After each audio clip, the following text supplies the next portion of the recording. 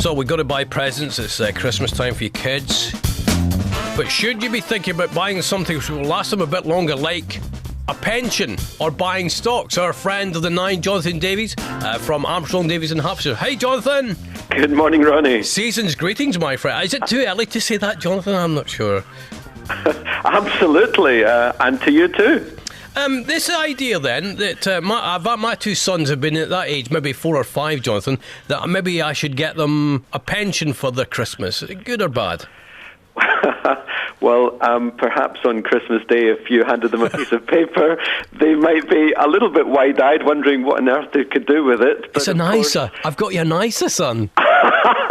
Indeed, and that, of course, is the major problem in the kids' responses. But, of course, the serious issue is that the world isn't getting any cheaper. Unemployment's rising. The economy is in a terrible state. And what's it going to be like for our kids in the long term? Are there going to be jobs? Is there going to be educational opportunities? And a long-term savings plan in 15 or 20 years' time for a youngster, maybe if there's some thousands of pounds there, which is accumulated over a number of years, that would, of course, help towards education costs. So, it's obviously up to the parents to decide, but it can't surely be a bad thing if they've got the wherewithal. There'll be grandparents listening as well this morning, Jonathan, who I've heard my mother and father used to say, those kids have got far too much this year, at Christmas time. And maybe they would be thinking now, well, instead of getting them a little present, but maybe start some kind of trust fund or something. Is it easy for ordinary people to set up a trust fund for, like, grandchildren and things, Jonathan? It certainly is. In fact, easier than them having to go to set up a trust fund. The government effectively did it for us.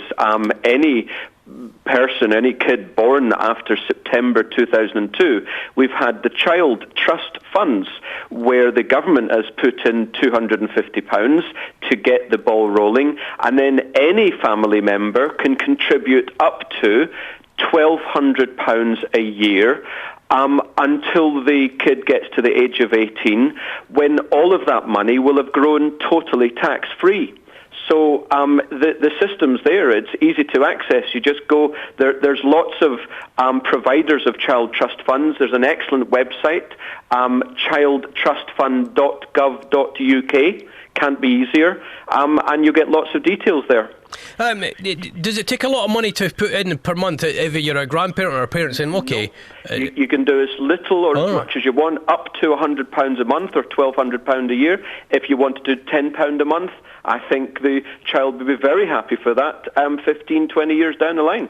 I was thinking about you the other day, Jonathan, and a financial related thing. I saw this thing on the website, I think it was the BBC website, saying a lot of people are paying off their debt and their credit cards more in the last sort of 6 months. And I thought Jonathan would like that. That's the way ahead. Is it a good sign that people are paying off a bit of their debt? Well, again, it depends how you look at the economy. Our economy has been based on debt, as I think most people know, for the last 10 or even 20 years. And as you take on more debt as a society, then you can buy more things. But of course, what's happening now, as you quite rightly said, the amount of debt is reducing in society. We're starting to very slowly pay down debt. And that, of course, is useful for families to get their, shall we say, balance sheets in order. But of course, it's not going to be good for the economy because it means less people are buying things, which is all about employment.